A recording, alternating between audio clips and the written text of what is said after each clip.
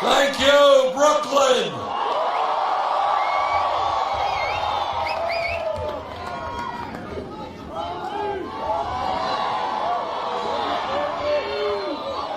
It is beautiful to be back in a place where I used to be when I was a kid. We used to go swimming right around here.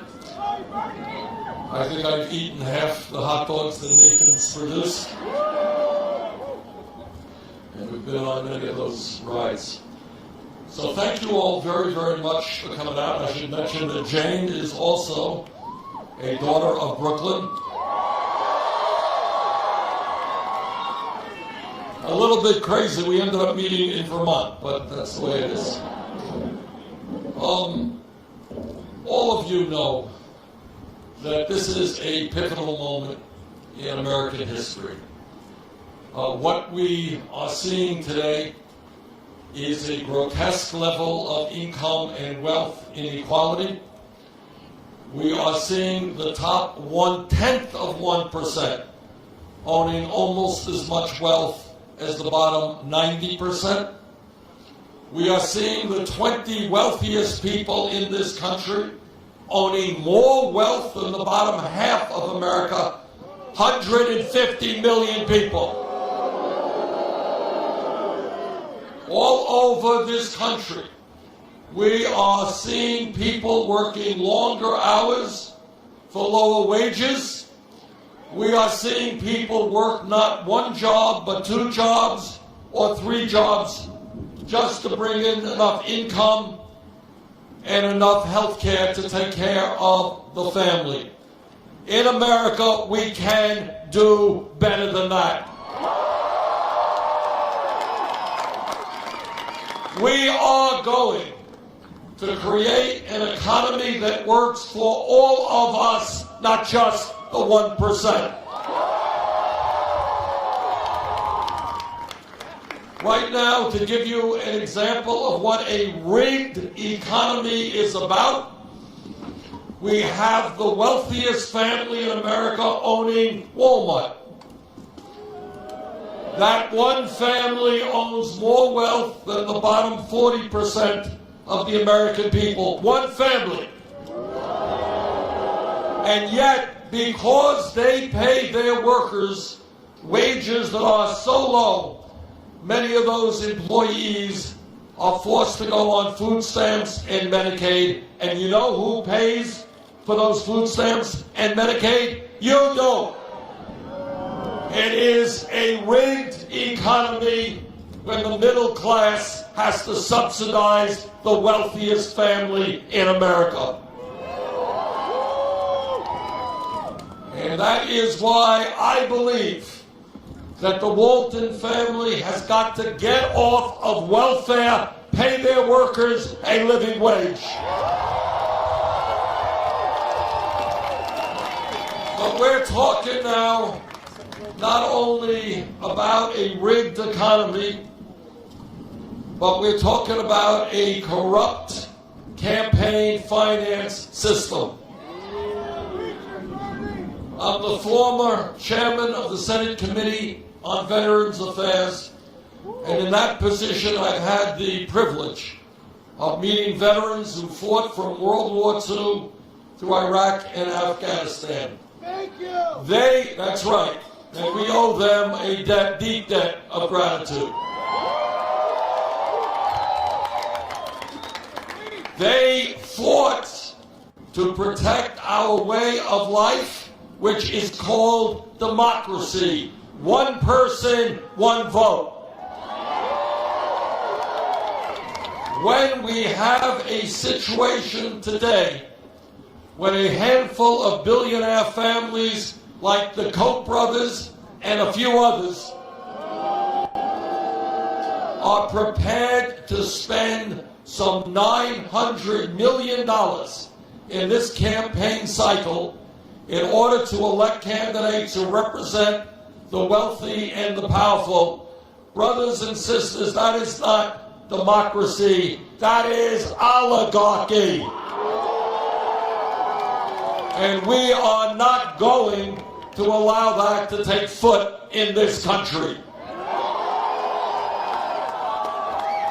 But it's not just a corrupt campaign finance system.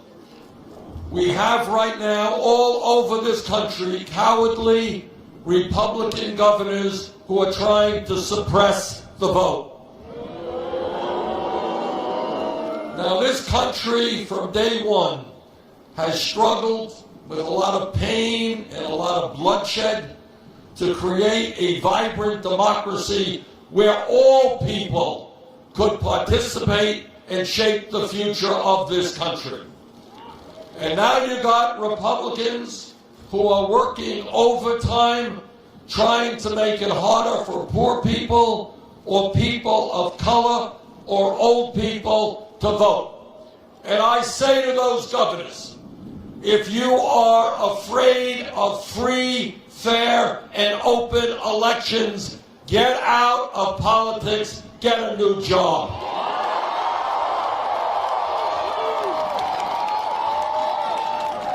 What this campaign is about is the need to revitalize American democracy.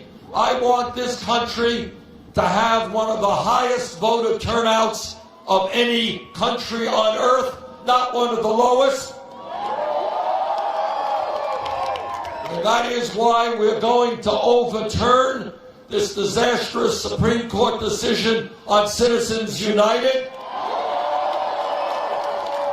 And it's why we are going to go forward toward public funding of elections.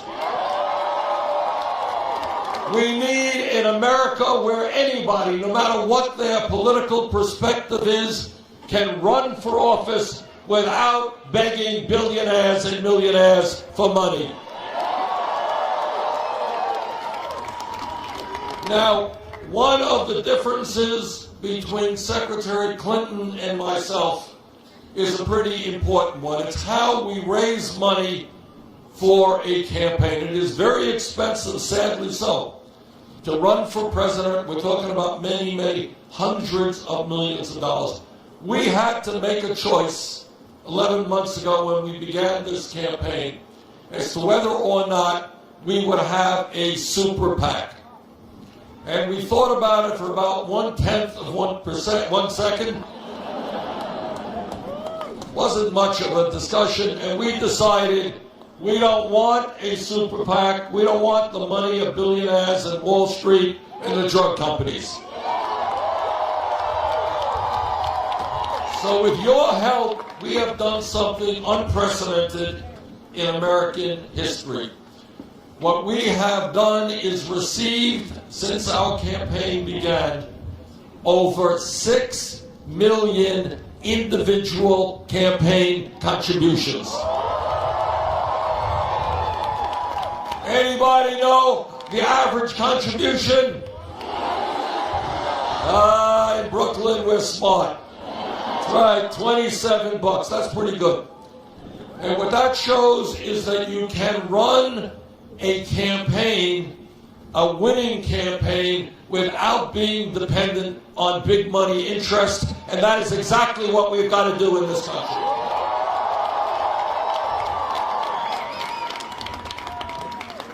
Now, Secretary Clinton has chosen to go another route in terms of how she raises her money. She has established a number of super PACs, and in the last filing period, her major super PAC reported raising $25 million from powerful special interests, including $15 million from Wall Street. Now, every candidate, Democratic or Republican, who receives millions of dollars from the wealthy and the powerful, they always say, hey, not going to impact me. But the question we have got to ask is, why do these entities make these large campaign contributions? They may be greedy, but they are not dumb. And then on top of that, as you know, Secretary Clinton has given a number of speeches on Wall Street behind closed doors for 250 $25,000 a speech. Now that is a lot of money for a speech. And I imagine that if you're going to get $250,000 for one speech, just think about it, it must be one of the great speeches in world history. Probably contains the solution to many of our world problems. Probably written in Shakespearean prose. So I think if that speech is so great, Secretary Clinton should release the transcripts.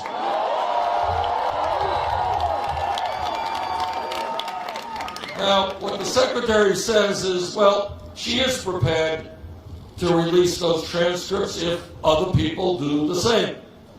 So here on Coney Island on this beautiful day, are you ready for a dramatic announcement? All right, hold your breath. This is a big deal. I am prepared to release all of the transcripts of all of the speeches that I gave on Wall Street.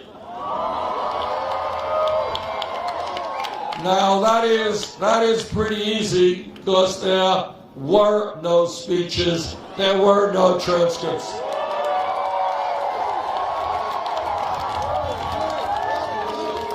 Not for $250,000, not for $25,000, not for $2.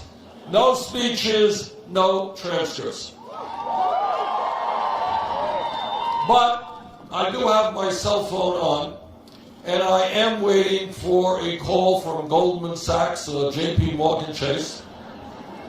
And I don't want any money from them, but I do want the opportunity to talk about their greed and their recklessness and their illegal behavior and what they have done to the working people of this country.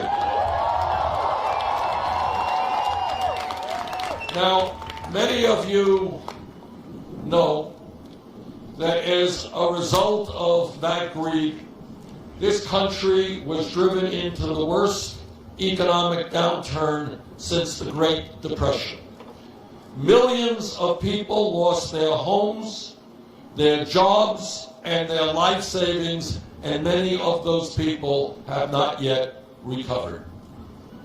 So I say to Wall Street that at a time when Goldman Sachs reached a settlement with the federal government for $5 billion, and that settlement meant, of course, that they acknowledged that they were producing packages, worthless packages of subprime mortgage loans.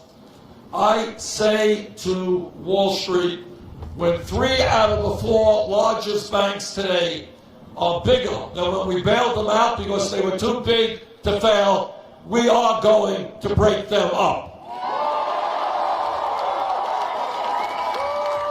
And we are going to reestablish Glass-Steagall legislation.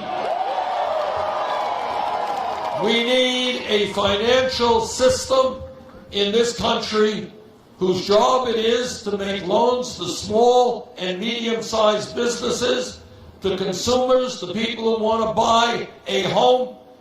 The job of our financial system should not simply be to be an island unto itself, to make as much money as they can for themselves. Now, Secretary Clinton and I also disagree on a very, very important issue, and as all of you know, one of the main jobs of a president is foreign policy. And way back in 2002, I was in the House, Secretary Clinton was in the Senate. And we both heard what President Bush and Vice President Cheney and Don Rumsfeld and all these people had to say. What they had to say about the need to go into Iraq. I listened very closely to what they said. I didn't believe what they said. I not only voted against that war, I helped lead the opposition to that war. And let me tell you, if you go to my website, what you will see are the remarks that I made on the floor of the House. And it gives me no pride or joy to tell you, but much of what I feared would happen in terms of instability in the Middle East, in terms of the cost of that war, for the money that we spent and the human lives that we lost, turned out to be pretty much correct. Now, Secretary Clinton and Senator Clinton heard the same evidence. She voted for that war. The worst foreign policy blunder in the modern history of this country. Secretary Clinton, furthermore, as Secretary of State, worked with some other countries, but was very aggressive about it in overthrowing Gaddafi in Libya. Now, Gaddafi was a terrible, terrible guy. But what we have got to understand is that while it is easy to overthrow a dictator, it is a little bit harder to predict what happens the day after that dictator is gone. And we have got to think hard about the unintended consequences of regime change. And that is why I believe that in terms of the Middle East right now, obviously, we have got to crush and destroy ISIS, but we have got to learn the lesson of Iraq, and that is we cannot and should not do it alone. There needs to be a coalition. King Abdullah of Jordan, I think, made the right point. What's going on there now is a fight for the soul of Islam, and at the end of the day, that fight will be won by Muslim countries with their troops on the ground. We should be supportive from the air. We should be involved in training, but I will do everything I can to make sure that our men and women in the military do not get sucked into perpetual warfare in the Middle East.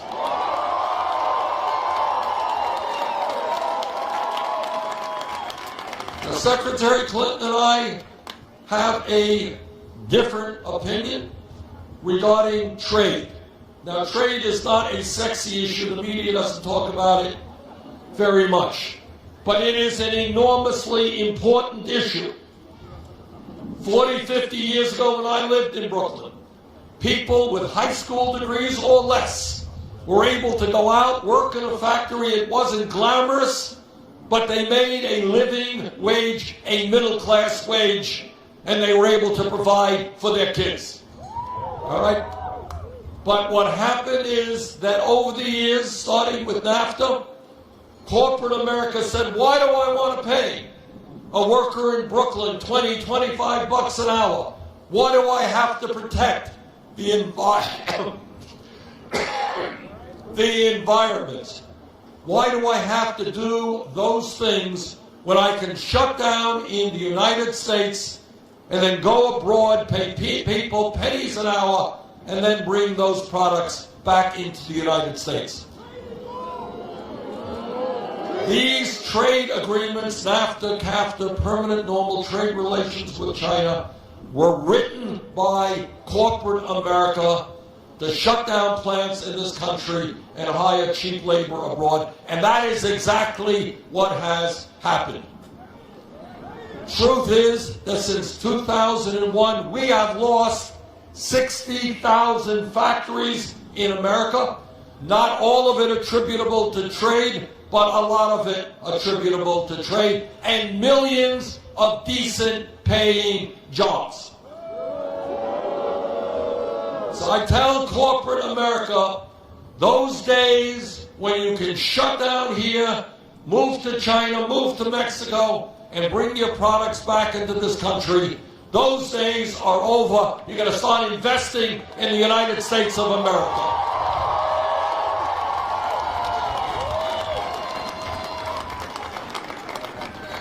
And we will and are, that's right, leading the effort against this Trans-Pacific Partnership. Let me touch on another issue. Doesn't get much attention. One of the points of this campaign is that we as Americans, we have got to determine what the issues are. It's not going to be CNN, CBS, or ABC. Because they will talk about everything except the most important issues facing the middle class of this country. And let me talk about one of those issues.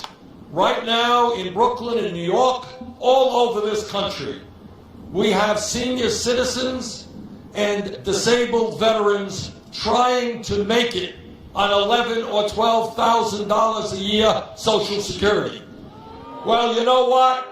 Nobody makes it on $11,000, $12,000 a year Social Security.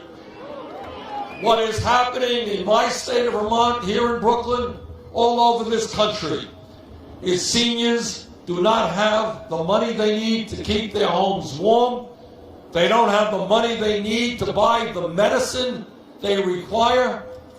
They don't have the money to buy the food they need. Now, the response to that crisis from the Republicans, if you can believe it, is they are going to cut Social Security. It is really quite unbelievable that anybody could cut benefits when people can't make it on $11,000, $12,000 a year. Well, I have got bad news for those Republicans. We are not going to cut Social Security. We're going to expand Social Security benefits.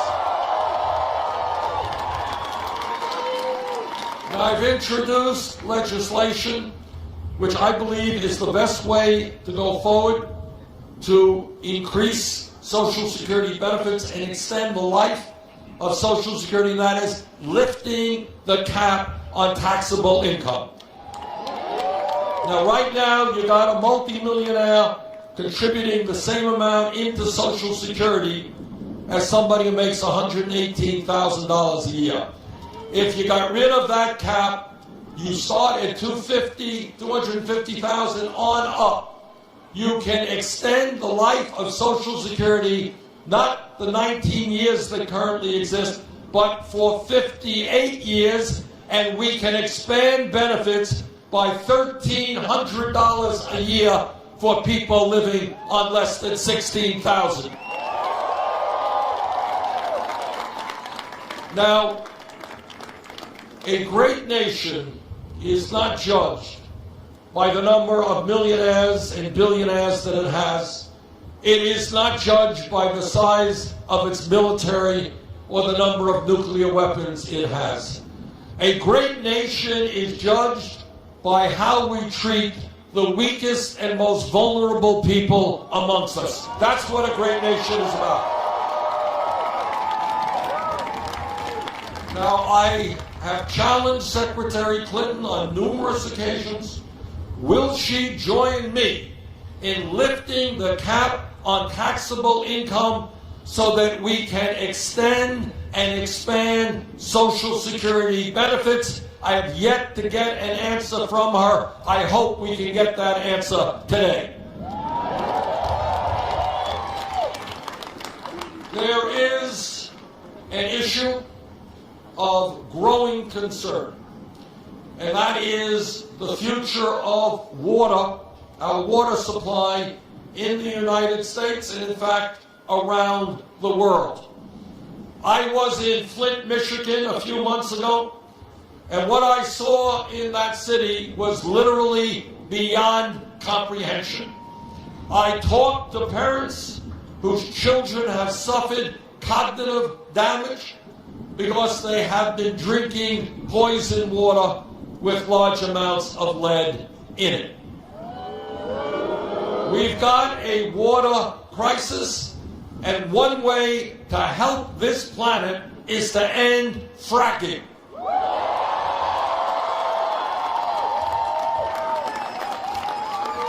Now, when Secretary Clinton was Secretary of State, she actually pushed that technology around the world. What we have got to do is to make sure that in the future, people throughout this world have clean, fresh drinking water. We have got to phase out fracking. Now, this campaign is doing well because instead of spending our lives hustling money from billionaires and Wall Street, we are talking to the American people. And we are hearing what's on the mind of the American people. We talk to workers.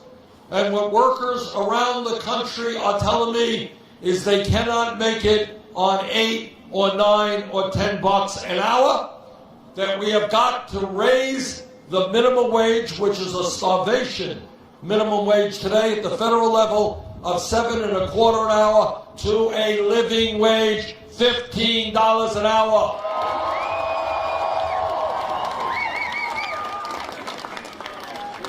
And that's right. That's interesting. You know, one of the ways that change takes place, and I hope everybody understands it, change never takes place from the top on down. It always takes place from the bottom on up. And when we talk about the minimum wage, the whole struggle for a $15 minimum wage is so inspiring and gives me such confidence for the future. If we were here, right here, 5 years ago, and somebody said, you know, Bernie, the $7.25 minimum wage is a starvation wage, it's awful, we've got to raise that minimum wage to 15 bucks an hour. The person next to him or her would have said, you are nuts. You are thinking too big. You want to more than double the minimum wage? You can't do that. That's crazy. Maybe 9 bucks an hour, maybe if we're lucky, 10 bucks an hour. But you know what happened, and you do know what happened. People in the fast food industry, with the support of the trade union movement, they went out on strike. And they said to their neighbors, and they said to the country, we can't make it on $7.25 an hour. And they rallied the American people. And millions of people began to agree with them. And then a few years ago, in Seattle, 15 bucks an hour. In LA, San Francisco, 15 bucks an hour. In Oregon, 15 bucks an hour. California.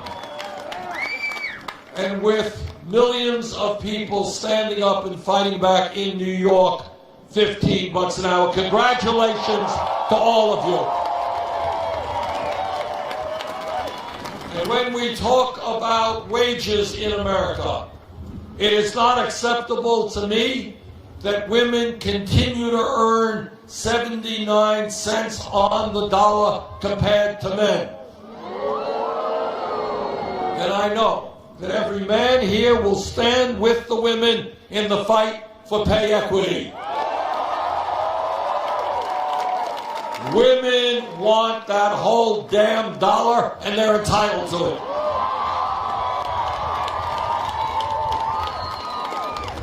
And when we talk about listening to the American people, we are listening to young people all across this country.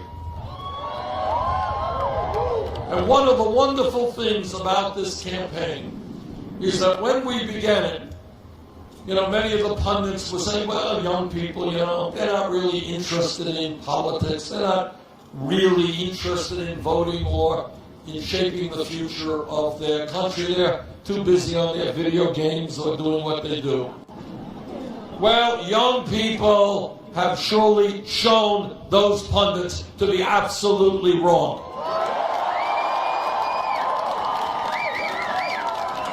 Young people of this country have made it very clear that they are the future of America, and they damn well want to help shape that future.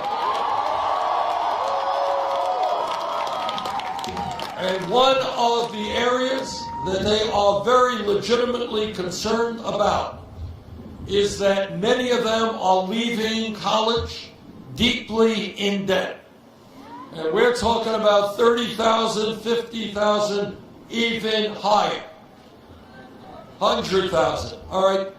What this campaign is about, the essence of this campaign, is to think outside of the box, not accept the status quo.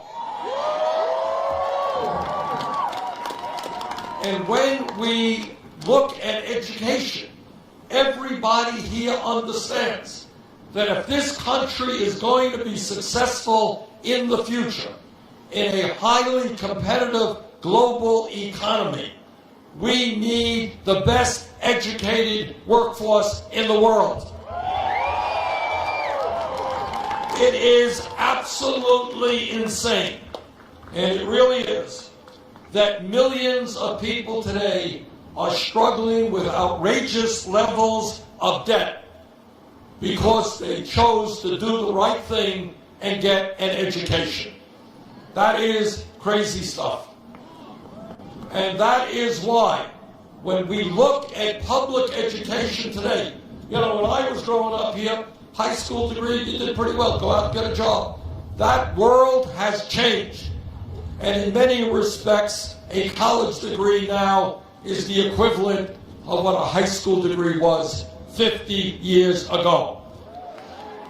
And that is why, when we talk about public education today, it is not good enough to be talking about first grade through 12th grade. We need free tuition at public colleges and universities.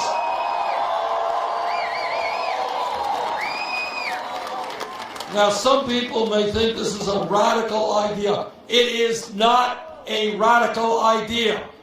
It is a commonsensical idea. It will happen sooner or later. Our job is to make it happen sooner. Right now, as many of you know, Germany has free college education. Scandinavia has free college education. You know, I was at a meeting in Washington a year ago, and I was talking about Scandinavia and higher education that was free, and a guy jumps up. He says, "Hi, my name is whatever," and can't quite remember. He said, "I am from Finland," and you are wrong, Senator. I said, "Really?" He said, "No, it is not free in Finland. They pay us to go to school." So I stood corrected.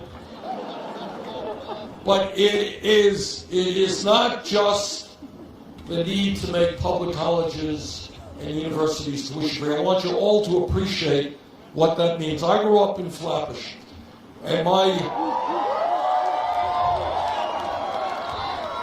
we lived in a 3.5-room rent-controlled apartment. My father came to this country at the age of 17 without any money, and he never made a whole lot of money. And neither my mother or my father ever went to college.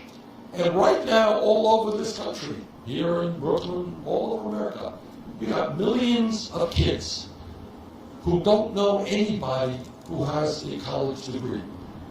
And the idea of them getting a college degree is about as realistic as them going to the moon. It is not within their world perspective. And what I want to see in this country is I want to see every boy and girl in the 4th grade and in the 6th grade who studies hard, takes school seriously. I want those children to know that regardless of the income of their families, yes, they will be able to get a college degree.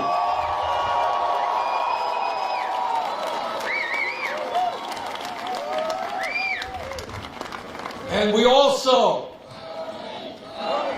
thank you.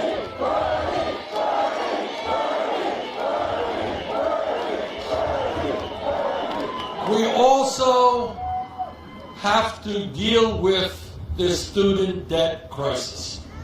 And that is why I believe that people with student debt should be able to refinance that debt at the lowest interest rates they find. Now, this campaign is doing our best to listen to people who often do not have a voice in this country. We are listening to our brothers and sisters in the Latino community. There are 11 million undocumented people in this country. Many of them are being exploited because they have no legal rights. They're not being paid the minimum wage. They have no protections on the job. Many of them are living in fear and in the shadows. I believe the time is long overdue for this country to pass comprehensive immigration reform and a path toward citizenship.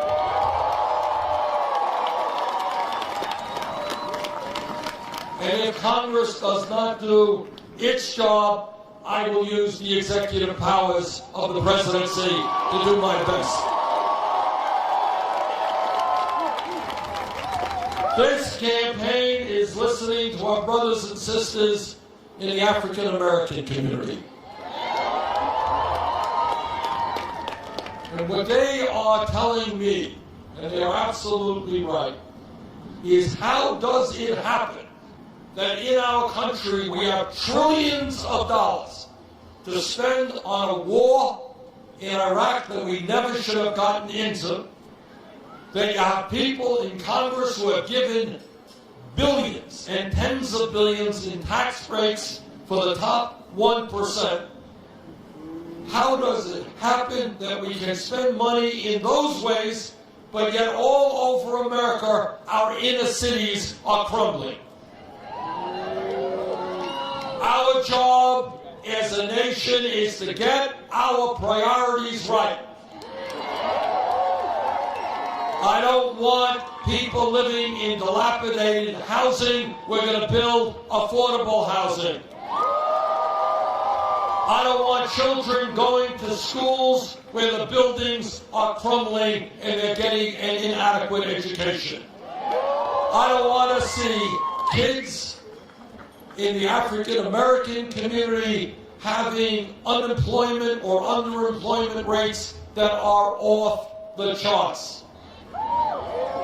So what we are going to do is something very radical. We're going to invest in our young people in terms of jobs and education, not jails and incarceration.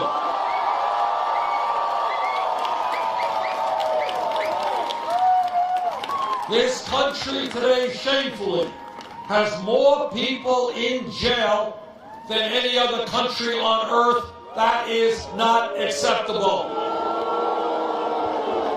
And we are going to deal with local police department reform. We are going to deal and change and reform the so-called war on drugs. Millions of Americans over the last 30 years have received police records for possession of marijuana. In fact, today, marijuana is listed under the Federal Controlled Substance Act as a Schedule I drug at the highest level, right alongside of heroin. That is crazy. And to my mind, what we have got to do, and I've introduced legislation to do that, take marijuana out of the Federal Controlled Substance Act.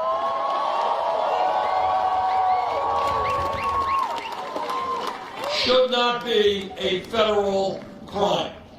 States have the right to legalize or not, but it should not be a federal crime. And by the way, when we talk about drugs, let us be honest and acknowledge that in this country today, we have a dangerous epidemic of opiate addiction and heroin addiction, and every single day, people are dying from overdoses.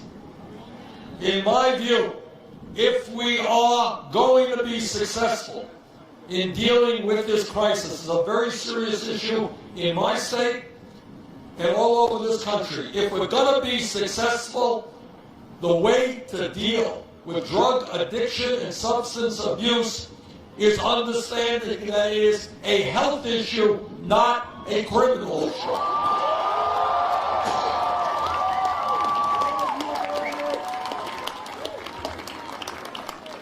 This campaign is listening to people in the Native American community. The debt that we owe to Native Americans for what they have given our culture is unpayable. And yet anyone who knows about American history knows that from day one, when the first settlers came to this country, Native American people were lied to, cheated, and treaties that they signed were abrogated. And today, on reservations and in communities all over this country, you got high rates of poverty, high rates of drug addiction, you have young people killing themselves, suicide rates, really incredibly painful to observe. If elected president, we will change our relationship to the Native American community.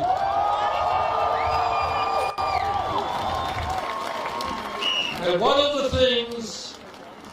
lessons, a very profound lesson that the Native American people have taught us, is that all of us as human beings are part of nature.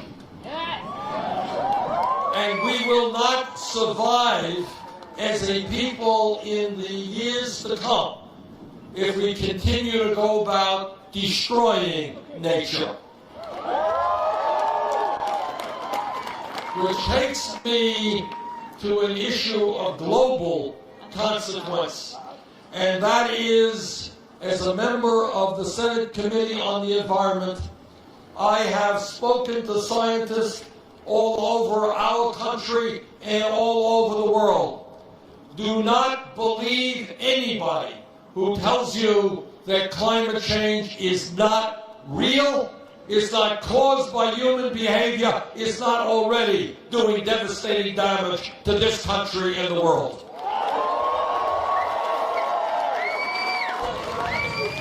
And what the scientists are telling us very clearly is if we do not get our act together, the problems that we have today will magnify many, many times in the years to come. And what they say, if we do not act boldly in transforming our energy system, there will be more drought.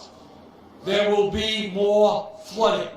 There will be more extreme weather disturbances. There will be acidification of the ocean. We are right now destroying oceans all over this world. There will be rising sea levels. There will be more international conflict because people will fight over limited natural resources. We have a moral responsibility to leave this planet in a way that is healthy and habitable to our children and future generations.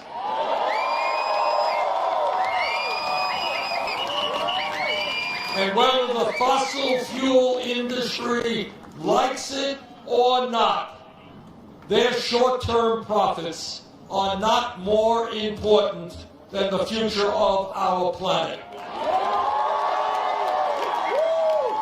And we will transform our energy system to energy efficiency and sustainable energy. We can do that. We must do that.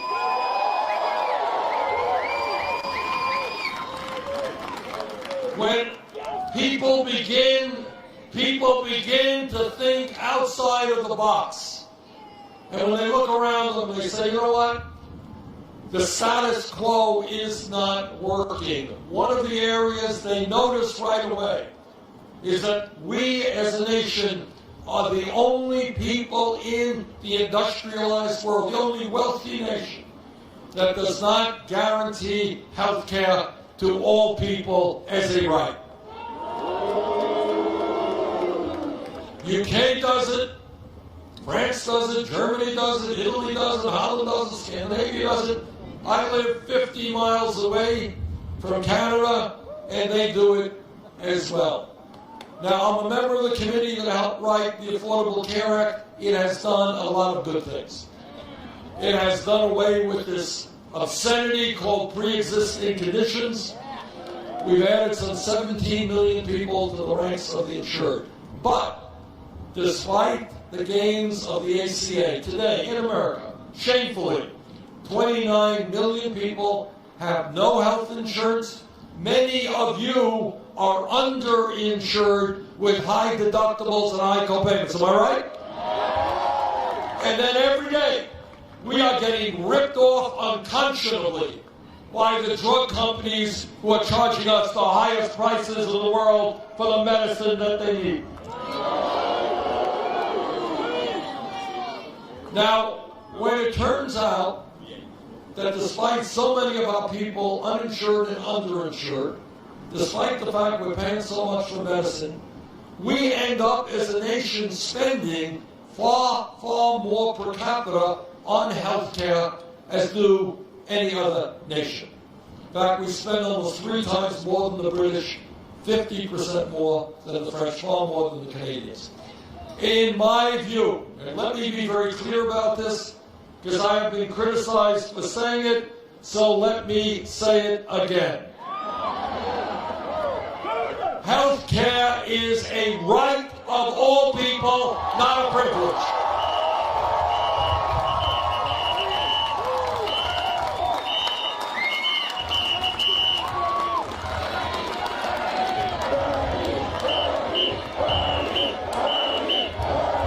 And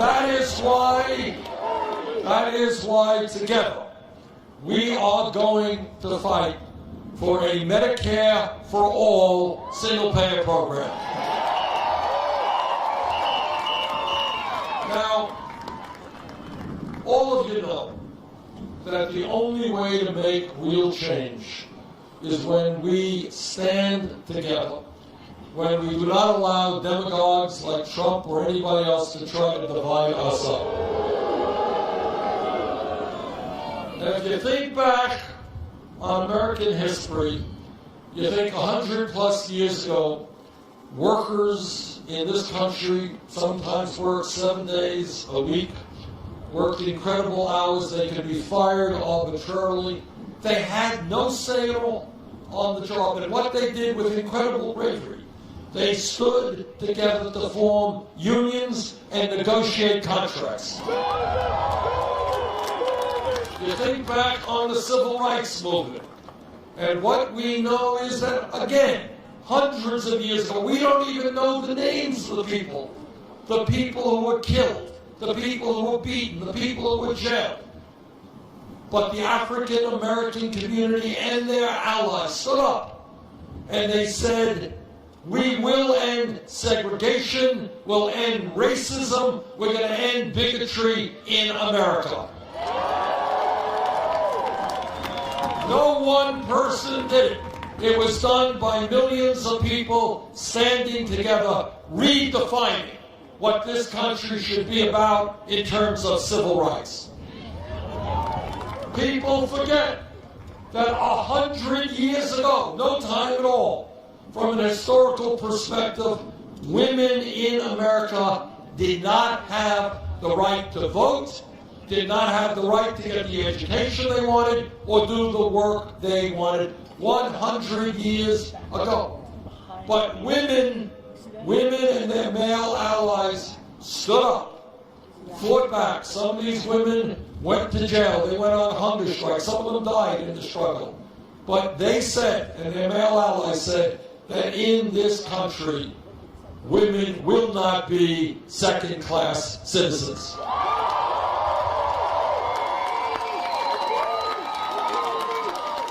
And when we think about how change comes about, if we were here 10 years ago, no time at all, from an historical perspective, 10 years ago and somebody jumps up and says, you know, Bernie, I think that in the year 2015, gay marriage will be legal in 50 states in this country. Nobody would have believed that person. But what happened is the gay community and their straight allies stood up, fought back against bigotry, fought back against hatred, and they succeeded. Gay marriage is now legal.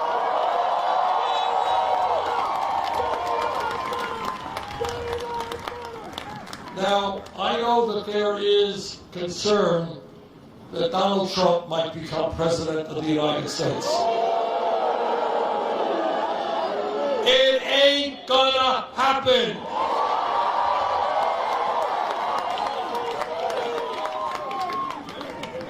Last CNN poll that I saw had us 20 points ahead of Trump. But it's not just polls. The American people will not elect a candidate who every day insults Latinos and Mexicans, who insults Muslims and Islam, who insults women, who insults African Americans. And I want you all to remember this, because some people have forgotten. Before Trump was a candidate, he was a leader in the so-called birther movement. That was an attack on the legitimacy of the first African-American president we have ever had. That was a racist attack. No ifs, buts, or maybes. Now you can agree with Obama, you can disagree with Obama, that's called democracy. But don't try to undermine his legitimacy as President of the United States.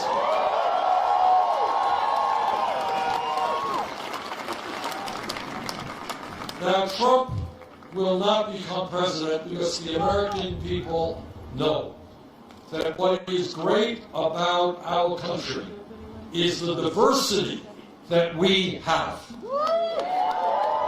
They know that it is our strength when black and white and Latino and Asian American and Native American, when people come together, and that coming together always trumps the dividing us up. The American people know that what makes us a great nation is our willingness to help and support each other. When your family is in trouble, I've got to be there for you.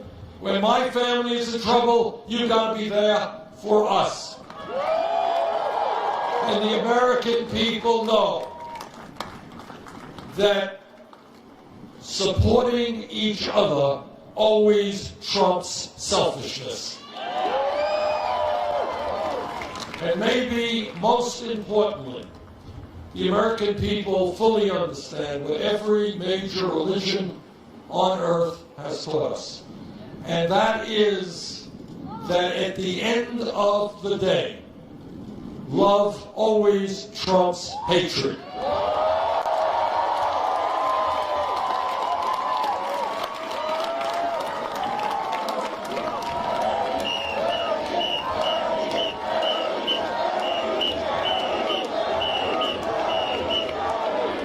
Now, on April 19th, I think as all of you know, there is going to be a very, very important Democratic primary here in New York State.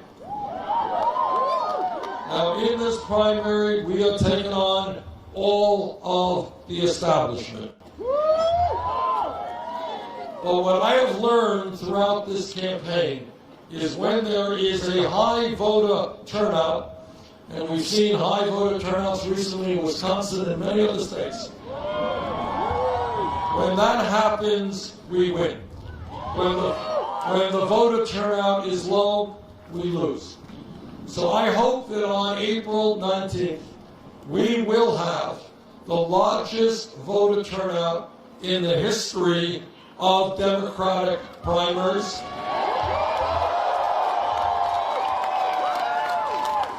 I hope very much that here in New York State, you're going to help lead this country toward the political revolution which we need. Thank you all very much.